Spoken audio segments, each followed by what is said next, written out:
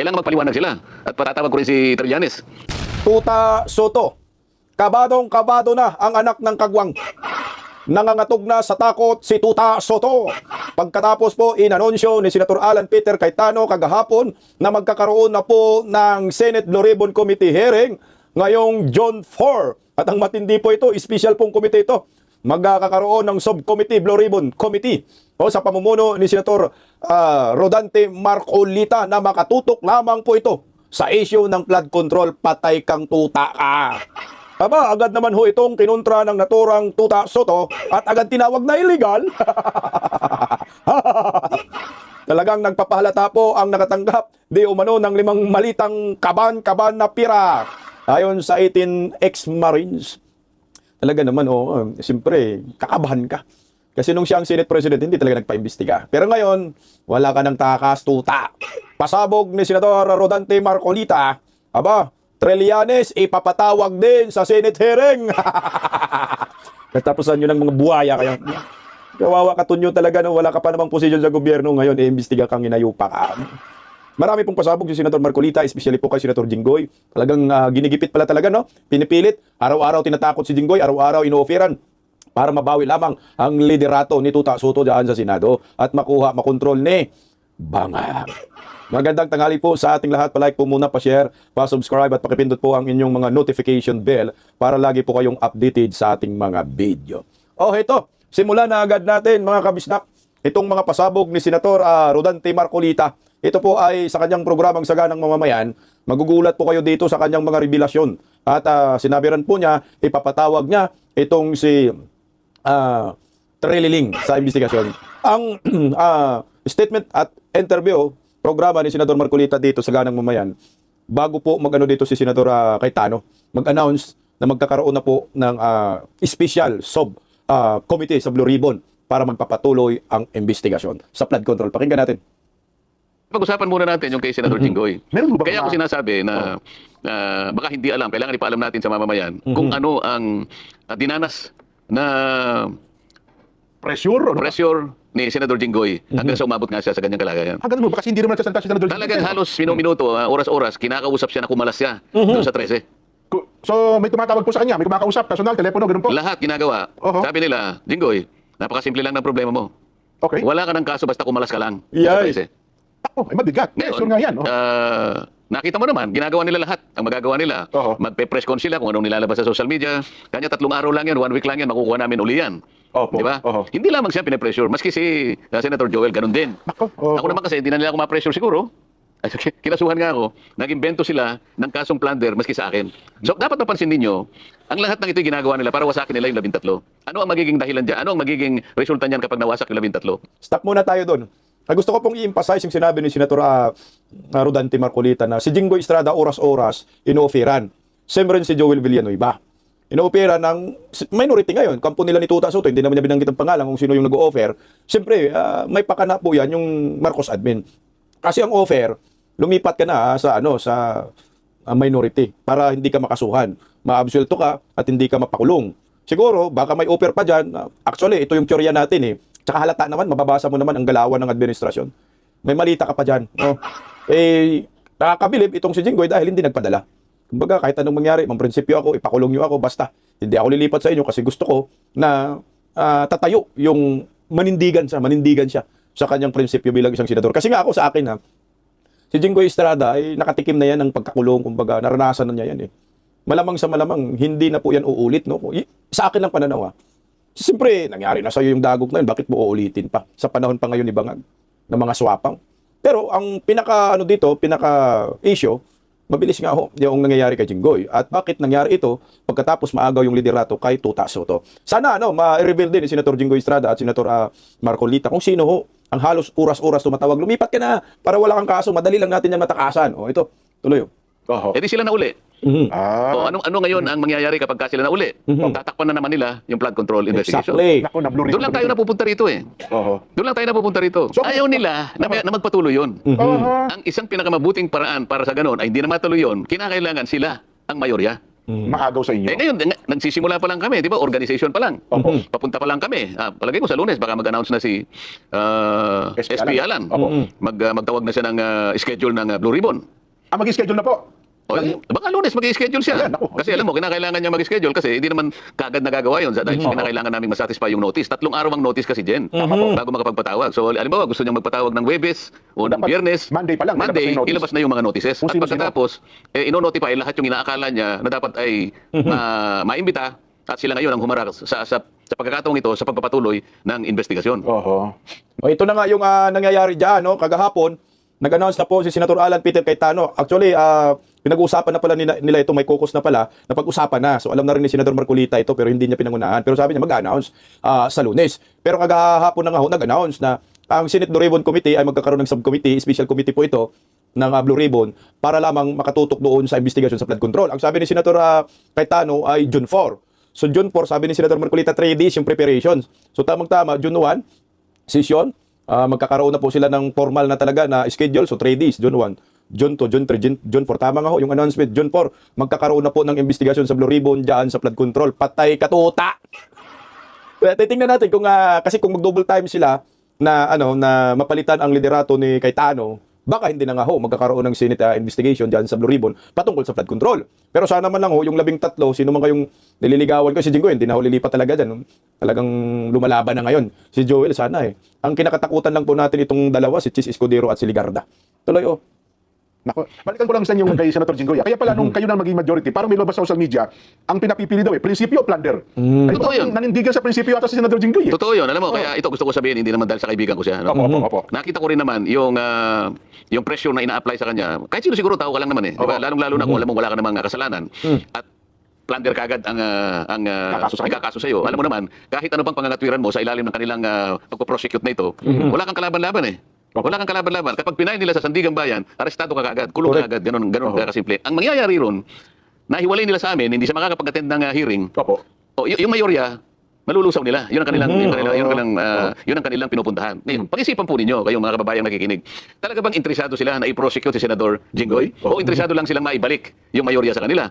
Kasi kung talaga may kasalanan yung tao, ba't kinakailangan mong gipitin? Ba't kinakailangan siyang umalis? At sasabihin mo sa kanya, para hindi ka na mahirapan. Ikaw naman, ilang beses ka na namin kinukumbinsi. Pumalas ka lang sa kanila, wala ka ng kaso. So ano ba talagang gusto nila? Gusto ba nilang malinis talaga kung may katiwalian sa nagaganap sa ating bansa? O kailangan nilang sila yung maging mayorya para pagtakpan ang isang bagay na kinatatakutan nila mula pa? Ito dapat yung pagtukoy, malaman na ng taong bayan kung sino-sino. May idea na tayo, formality na lang ito eh. Anong dahilan dyan? Bakit pati ako'y kinasuhan ng plunder? Ako na lang kasi ang nagsasabi na ipagpatuloy natin ito. Wala nang iba. Ito yung kinatatakutan nila. Ngayon, kapag ito'y nagpatuloy at natukoy natin sila. Yun ang gusto nilang hadlangan. Yun ang gusto nilang matakpan. Nakita mo naman, nung sila ang mayorya. Nakita mo ba naman, siyam na buwang singkad. Kinuha niya yung Blue Ribbon Committee, kung ano-anong katwiran ng ginagawa, kung ano-anong kadahilanan ng sinasabi, kesyo ganitong gagawin, kesyo pumirman muna kayo bago ipagpatuloy. Anong klaseng pagmamatuwid yun? Sa loob ng siyam na buwang singkad, Jen, hindi siya nag-imbestiga, hindi siya nagpatawag. Hindi nagpatawag kasi, matik, sila rin ang tatamaan. So hinihinto na nga.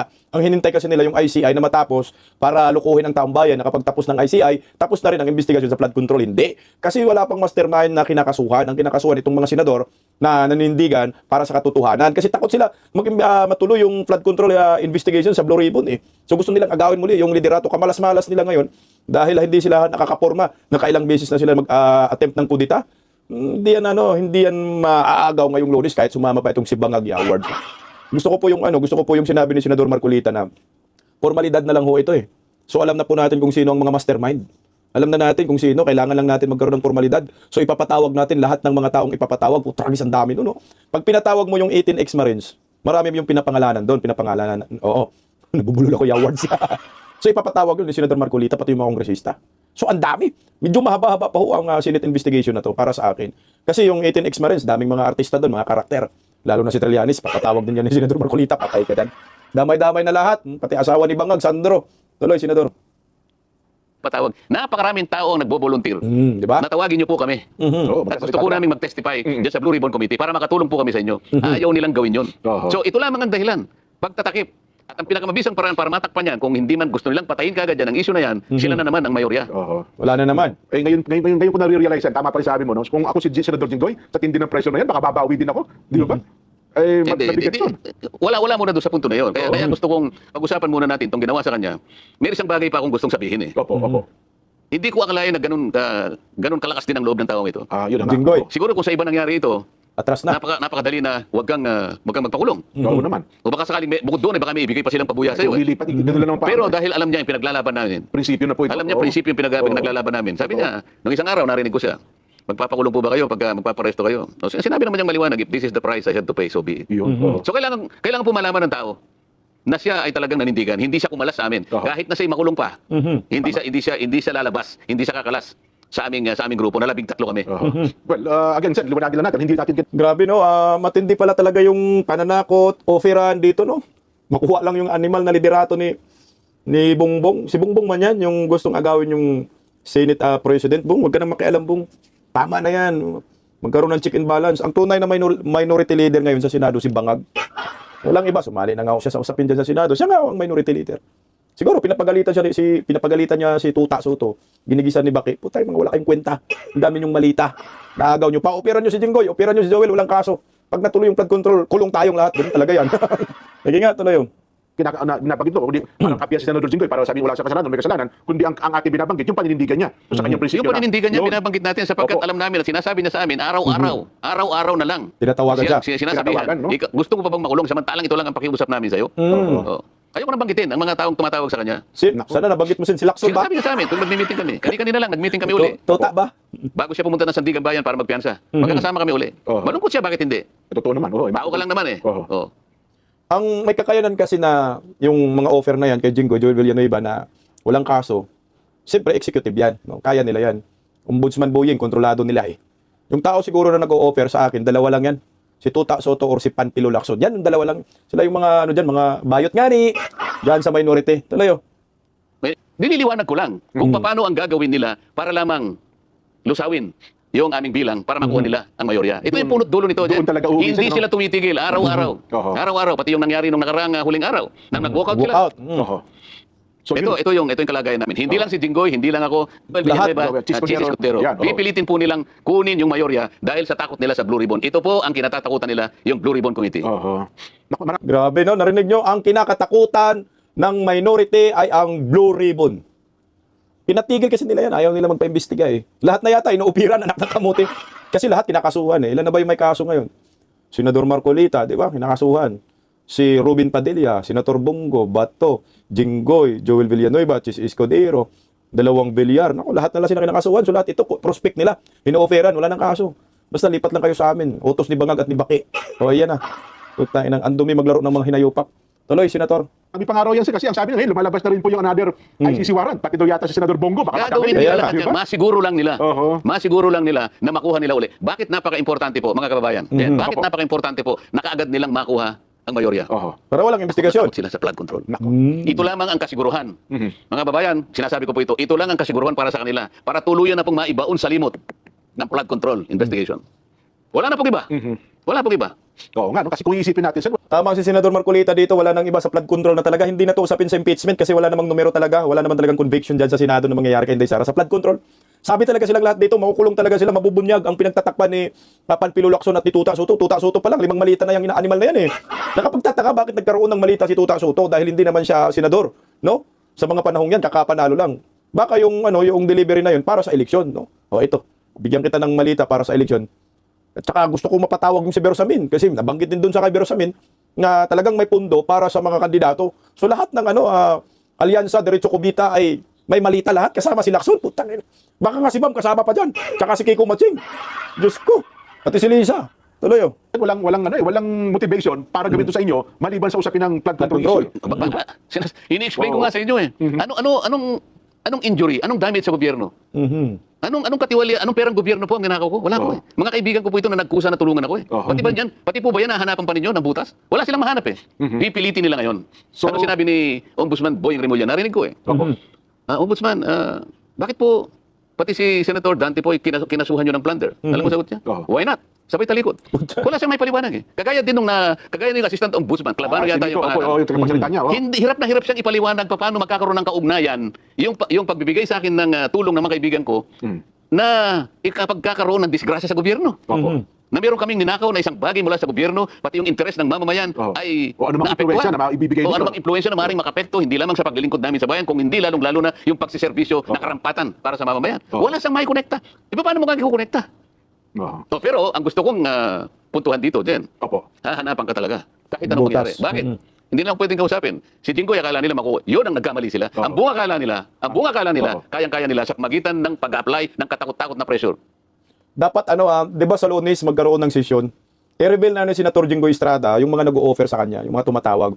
Pero sabi naman ni Senator Alan Peter Cayetano, iipunin nila lahat ng ebidensya para patunayan na ang majority ay ginigipit, tinatakot at ino-offera na lilipat sa minority. Ayun ang natin dyan, ay hintayin. Baka sa Lunes sa sesyon, magkaalaman na durugin na natin itong si Tuta Soto. At ipatawag na ang dapat ipatawag. Ito, pakinggan po natin itong last video ni Senator Marcolita dahil ipapatawag rin niya po itong si Trillanes. Ito, pakinggan natin. Sure. Ngayon lang ako, ngayon ko lang napagalaman talaga. Malakas din. May prinsipyo din. Ito Jinggoy. Kasi sabi ko, bago ako umalis, pre, mauna na ako sa'yo, hahabol ako sa saganang mamamayan. Pero dadaling ko pare, sabi ko, ang pagkangako sa'yo. At mamaya, sasabihin ko talaga sa program. Tumayo sa akin, namayan ako ganyan. Kaya kailangan ko po sabihin sa inyo ito. Sabi nila siguro, ito naman, sarili ko lang na opinion. Huwag na, kasi makukuha naman natin kagad dyan. Ganun ba ang kanilang pananaw?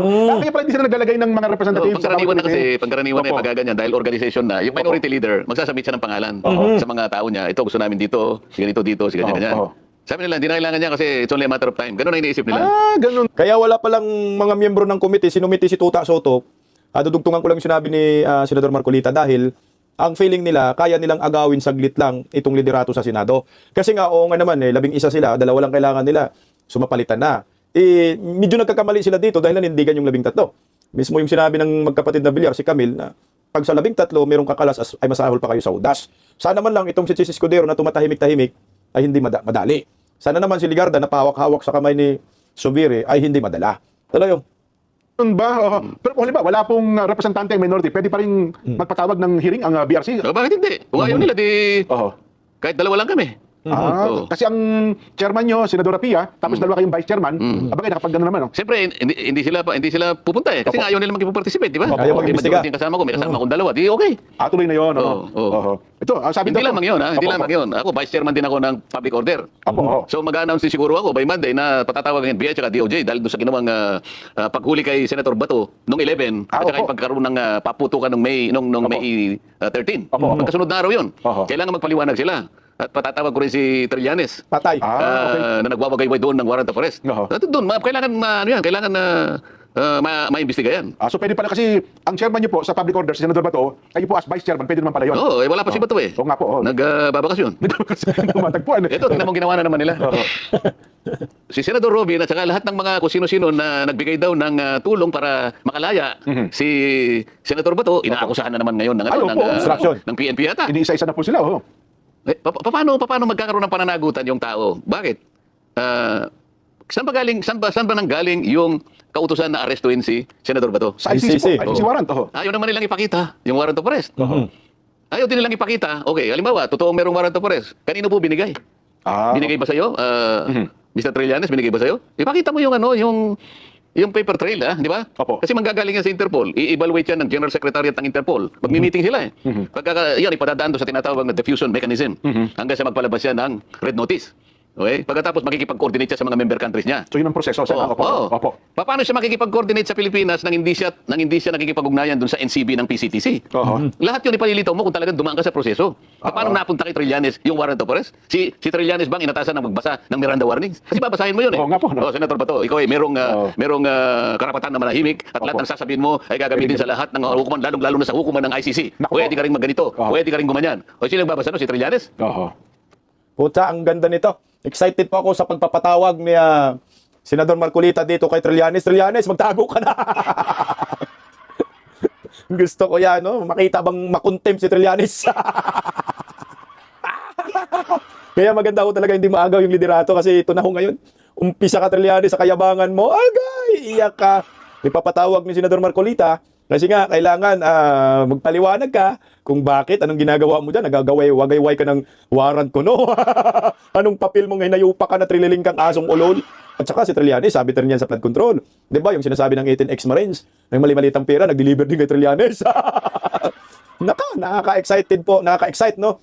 Itong sunod-sunod na mangyayari dyan sa Senado, magdasal lang tayo, kapit lang tayo na hindi maagaw ang liderato kay Cayetano dahil mag-umpisa na sa June 4. Aray ko diya. Pati si Trillanes, dali din. Pati si Tuta Soto, nangatog na din. Pati si Pinky. So, ito na nga ho. Kabadong-kabado na po ngayon si Tuta Soto. Siguro hindi lang si Tuta Soto, lahat ng minority sa pag-uumpisa na po ng investigasyon sa June 4 may schedule na. Pagkatapos po mag-announce si Senator Alan Peter Cayetano, narito po ang balitang iyan. Sa kanyang Facebook Live, inanunsyo ni Senate President Alan Peter Cayetano na muling magpapatuloy ang pagdinig ng Senate Blue Ribbon Committee sa Huwebes, June 4. Batay ito sa napagkasunduan ng komite matapos ang isinagawang caucus o pagpupulong. And we agreed, subject to some minor discussion pa among our chairpersons and the paperwork, that a subcommittee will be formed sa flood control and Senator Marcoleta will issue the notices on Monday para ituloy na sa Thursday yung flood control scam hearings. Tiniyak din ni Cayetano na magiging patas at walang kinikilingan ng investigasyon upang lumabas ang buong katotohanan. Kung makikita nyo, may conflict na agad. Sabi ng ombudsman, meron mastermind. Sabi ni Senator Lacson, walang mastermind. Sabi ni Senator Lacson, ito yung mga dapat hindi imbitahin. Sabi naman ni Senator Marcoleta, ito dapat imbitahin. So I'm inviting the whole public, bantayan nyo Senado. We also have to hold everyone accountable pagdating dito sa flood control. Sa ngayon, wala pang inilalabas sa listahan ng komite kung sino-sinong iimbitahan sa pagdinig sa Huwebes. Matatandang nanawagan si Senator Amy Marcos na imbitahan sa pagdinig ang mga dating sundalo o Brave 18 at si Orly Guteza na nagsiwala tungkol sa mali-malitang pera na naideliver kina Pangulong Bongbong Marcos, dating House Speaker Martin Romualdez at iba pang politiko at personalidad. Para sa Diyos at sa Pilipinas, kung mahal. Ito si Sheena Torn. Magkakaroon na talaga tayo ng hustisya dito, no? Magsanib pwersa na, mag-collabs na po itong si 18 ex-Marines, Orly Guteza, si kasama rin po itong si Chavit Singson. Ako, paano kaya gagawin to ni Senador Marcolita? Ang daming artista dyan. Special to na committee Subcommittee ito ng Blue Ribbon, ang makatutok lamang sa flood control. Bakit ginawa ho ito ni Senador Marcolita na merong ganyan, special na committee para sa flood control? Kasi ang Blue Ribbon din, marami rin po silang pwedeng imbestigahan pa. Siguro ito makatutok lang talaga dito. Tapos pwede pa mag-imbestiga uli ang Blue Ribbon. Iba namang mga issue. So ito flood control, tutok talaga yung subcommittee ni ni Marcolita sa investigasyon na to. Patay ubo sila diyan. Lalabas talagang katotohanan dito. Ito agad naman kinontra ni Tuta Soto ang plano na investigasyon sa Blue Ribbon Committee at sinabi niya po na illegal daw yung subcommittee na ginagawa po nila ni Senator Alan Peter Cayetano para dyan sa Blue Ribbon. Narito pong balita. Putsang ina. Kinabasisyon ni Senate Minority Leader Tito Soto ang pagbuo ng subcommittee ng Senate Blue Ribbon Committee para sa investigasyon ukol sa flood control controversy. Ang sabi kasi ni Senate President Alan Peter Cayetano sa kanyang Facebook Live, na pag-usapan daw nila sa caucus na si Senador Rodante Marcoleta ang magbibigay ng mga notice sa Lunes para matuloy na ang investigasyon sa flood control scandal sa susunod na Huwebes. Sa text message, tinanong ni Soto kung bakit ang Vice Chairman ng anyay hindi organisadong komite ang maglalabas ng notice. Ayon din kay Soto, hindi legal ang pagbuo ng subcommittee kung hindi ito idaraan sa plenaryo, kaya dapat idaan daw ito sa plenaryo sa Lunes. Olol! Talaga naman, napaghalataan ka na tuta. Wala na yan. Makulong ka talaga. Siraulo kang ombudsman ka pag hindi mo makasuhan tong hinayupak na to. Pag lumitaw ang pangalan ni Tuta Soto. At saka itong mga Romualdez, putang na mga Marcoses.